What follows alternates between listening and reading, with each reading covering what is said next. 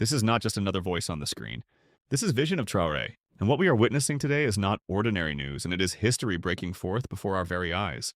For generations, Africa has been spoken to, dictated to, treated as though her destiny belonged to someone else. But now something has shifted. Out of the heart of West Africa, from the land of courage and resilience, Burkina Faso is rising with a vision of dignity and strength. Under the leadership of Captain Ibrahim Traoré, the people's captain, the lion who refuses to bow, this nation has broken the chains of dependency and declared a new path of sovereignty. We have seen him transform the fields of agriculture. We have seen him stand tall against imperialism. We have heard his voice demand respect on the world stage. And today, even the United States of America, once the master of dictates, is now saying, let us sit together, let us talk, let us work in partnership. So do not turn away. Subscribe to Vision of Traoré, stay with us, and let your spirit rise. Because the story you are about to hear is not just about one leader. It is about a continent reclaiming its place in history. Let us go back, let us trace the roots, for history becomes sweeter when you understand its beginning. On the 20th day of August in the year 2025, the city of Ouagadougou witnessed an encounter that the world could not ignore. It was not a simple courtesy call, not a handshake for the cameras, not a hollow gesture to fill the headlines. No, it was a dialogue heavy with meaning, weighted with dignity, charged with the spirit of a nation rising. The Burkina Minister of Foreign Affairs, His Excellency Karamoko Jean-Marie Traoré, received into his presence the Ambassador of the United States of America, Her Excellency Jean-Marie Laward. Two figures standing on equal ground, face to face. And hear this well. The agenda was not dictated from outside, it was shaped by the priorities of the Burkina people themselves. Security, economy, migration, partnership, respect. For decades, Africa was summoned to the table as a student before a teacher, as a child before an elder. But on that day in Ouagadougou, the roles were reversed. The world saw a conversation between equals. The United States listened. The United States acknowledged. The United States affirmed that its cooperation with Burkina Faso would be driven not by foreign agendas, but by national authorities. Did you hear that? Driven by national authorities. Ownership in the hands of the people. Now let me share a parable. When a farmer places a seed into the ground, he does not expect the fruit to appear in the same moment. He waters, he guards, he tends with patience. And in time, the seed grows into a tree that cannot be ignored. So it is with sovereignty. Years of struggle, years of sacrifice, years of leadership have planted that seed in the soil of Burkina Faso. And on the 20th of August, the world began to see the tree break through the earth. The ambassador's words were not empty. She reaffirmed America's commitment to walk alongside the Burkina people in their own development, not as masters, but as partners. And even more, she welcomed the appointment of Burkina Faso's new ambassador to Washington, General Kassoum Kalibli. That was not just a formal announcement. It was a signal, a sign, a declaration that Washington itself was ready to receive this nation as a partner of substance. But that was not all. During the dialogue, Minister Karamoko Jean-Marie Traoré spoke with clarity and courage. He told the American representative that the United States must do more to manage migration with humanity, to prevent tragedies, to avoid forced repatriation. This was not the voice of a supplicant. This was the voice of a sovereign state speaking truth to power. And that voice was heard. Listen carefully, this was not the diplomacy of begging. This was the diplomacy of strength. Not dependency, but equality. Not submission, but sovereignty. It was the opening of a new chapter, where Burkina Faso could stand with dignity, and even the United States had to acknowledge it. But, my friends, history does not stop with one meeting. That day in August was but the beginning. Like the first crack of dawn before the rising sun, it was only a glimpse of the greater light to come. For within days, another event shook the pillars of diplomacy, and made the world turn its head toward Ouagadougou. Only 11 days later, on the 31st of August in the year 2025, the soil of Ouagadougou trembled again. Not with fear, but with the footsteps of history. A high-level delegation from the United States Congress, composed of Democrats and Republicans alike, landed in the capital of Burkina Faso. Pause and reflect on that for a moment. In Washington, Democrats and Republicans rarely agree. They fight, they debate, they oppose each other on nearly every issue. But in Ouagadougou, under the leadership of Captain Ibrahim Traoré, those same lawmakers walked side by side, united in one purpose: to recognize and respect the rise of a nation once dismissed as small, but now impossible to ignore. This was not a symbolic visit. This was a statement carved into the record of diplomacy. Members of Congress sat down with the Transitional Legislative Assembly, led by Dr. Ousmane Bouguma. They spoke of agriculture. They spoke of industry. They spoke of security. And they praised the tangible results. Results that cannot be denied. Wheat, rice, potatoes harvested from Burkina fields.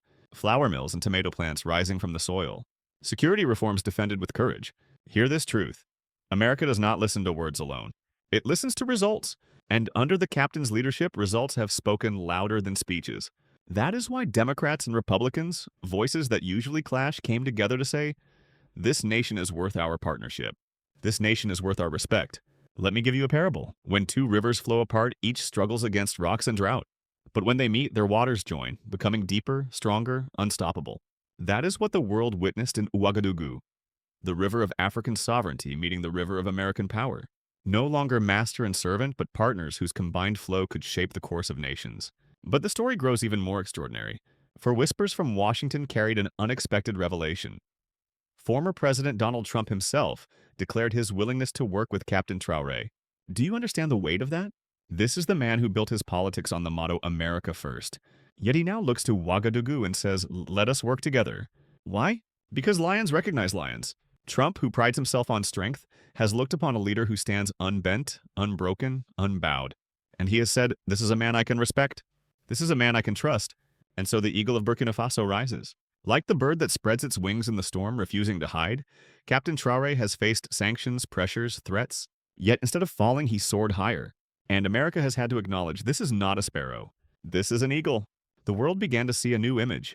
A nation once lectured, now being listened to. A continent once dismissed, now being respected. A leader once underestimated, now being honored. And still, this was not the climax. For as powerful as August had been, the greatest moment of all was still to come.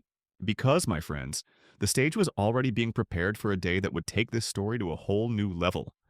A day when behind closed doors, the most private, the most decisive meeting would unfold.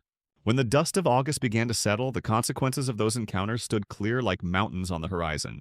Burkina Faso had not only entered into conversation with America, it had changed the posture of that conversation forever.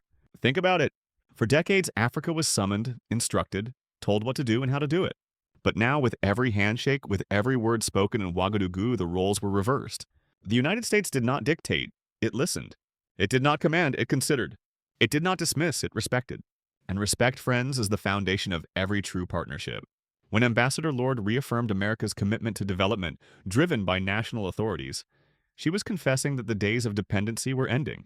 When congressmen from both parties traveled together to the heart of West Africa, they were admitting that this small nation had become a center of gravity in global politics. Burkina Faso had proved it with fields of wheat and rice, with factories of flour and tomatoes, with reforms that restored security. These were not promises, these were results. And results demand recognition. Let me tell you a parable. When two neighbors labor in silence, each in his own yard, one building his house, the other tending his crops, they may not speak.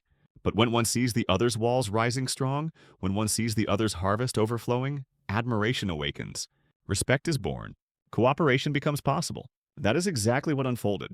The work of Captain Traoré's government was too real to be ignored, and even the mighty United States had to stretch out its hand. But here is the question we must ask ourselves, and I put it to you directly. Is this partnership genuine? Is this the dawn of mutual benefit, or is it strategy wrapped in softer language? Is America seeking true equality, or is it seeking influence under a different name? You see, history has its shadows. The past of Africa is filled with promises broken, deals signed under pressure, partnerships that turned to chains. And so the people must remain watchful, discerning, wise. For every handshake, we must ask, is this equality or exploitation? Yet, whatever the motives, one truth stands firm. Burkina Faso has changed the equation. It has shown that a nation with vision, with dignity, with leadership can no longer be ignored. Whether America comes with sincerity or with calculation, it comes not to lecture but to negotiate. And that in itself is a victory. But do not think the story stops here.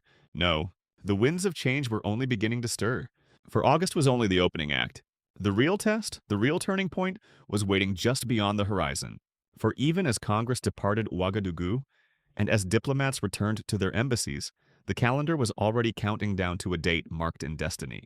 A date when diplomacy would leave the public stage and move behind closed doors. A date when history would be written not in speeches, but in silence, in strategy, in private words exchanged. And that date, my friends, was the 9th of September, 2025. From the vantage point of Washington, the message of August was impossible to ignore. For the United States, Burkina Faso was no longer a footnote in African affairs. It had become a player whose actions shaped the balance of power in the Sahel. In a region troubled by insecurity, migration, and economic fragility, the captain's vision stood out as a rare signal of stability, direction, and strength.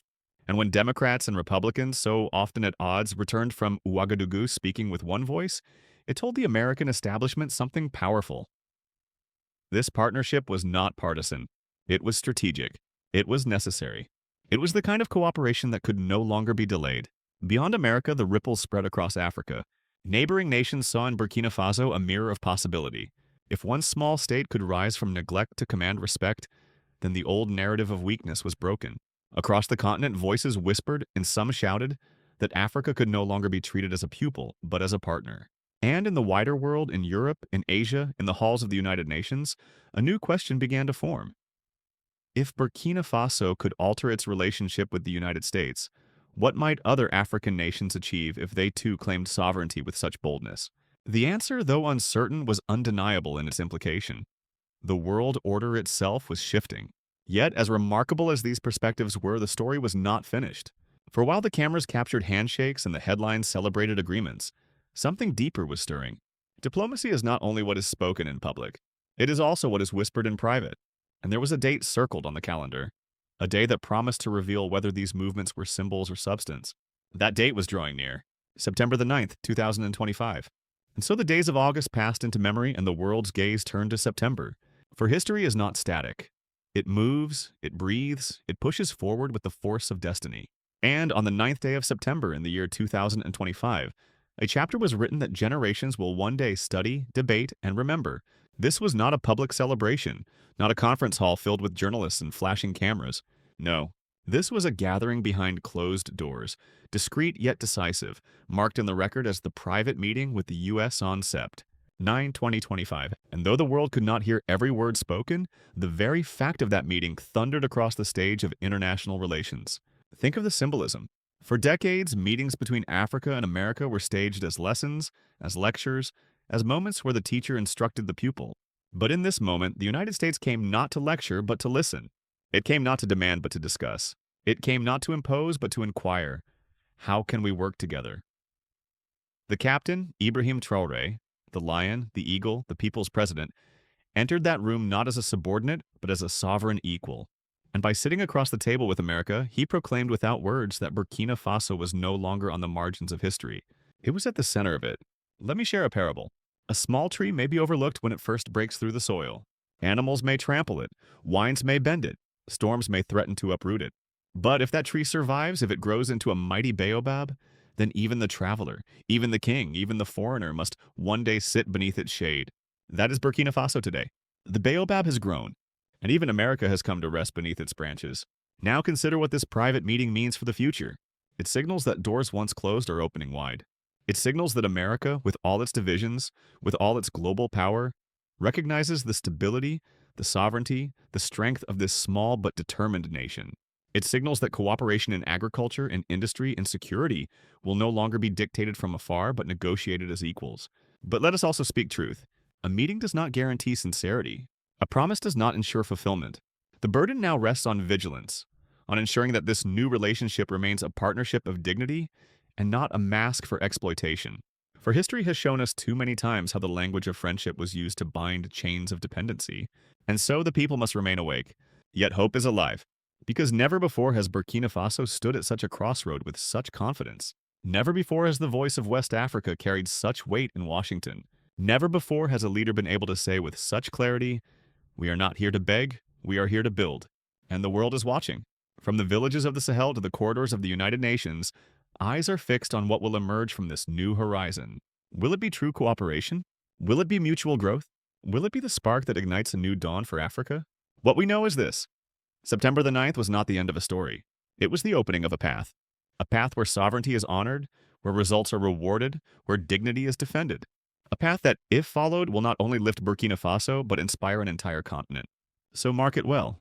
From the 20th of August to the 31st, and now to the 9th of September, the seed has grown, the rivers have met, the eagle has soared. And still the journey is not finished. For the question remains, where does this road lead next? And now, as we stand at the end of this journey, let us pause and look back at what has been revealed. From the 20th of August to the 31st, from the ambassador's words to the footsteps of Congress, and finally to the private meeting with the U.S. on Sept. 9/2025, the world has witnessed a transformation too powerful to deny. This is not just politics. This is not just strategy. This is destiny. A small nation once ignored has risen to command attention. A leader once underestimated has forced the mighty to listen. A continent once silenced is now speaking with a voice that shakes the earth. Let me leave you with one final parable. In the savannah, a small flame may seem weak, fragile, easy to dismiss. But when the winds blow, when the night falls, that flame can grow into a fire that lights the entire land. So it is with Burkina Faso today. What began as a whisper has become a roar. What began as a seed has become a tree. What began as a spark has become a fire that no storm can put out. And this fire is not only for one nation. It is for Africa. It is for every people who have been told to bow, who have been told to beg, who have been told to wait their turn. The message of Captain Ibrahim Traoré is clear. Dignity cannot be delayed. Respect cannot be denied. Sovereignty cannot be surrendered. So I ask you, do you believe this moment will last? Do you believe Africa can hold this ground and rise even higher? Or do you fear the old powers will try again to bind it in chains? Tell me in the comments below, for your voice matters. And as always, subscribe to Vision of Traoré, share this message with your brothers and sisters, and let us walk this road together. For the story of Burkina Faso is not just the story of one nation. It is the story of a continent reclaiming its crown, a people reclaiming their pride, a future reclaiming its place in history.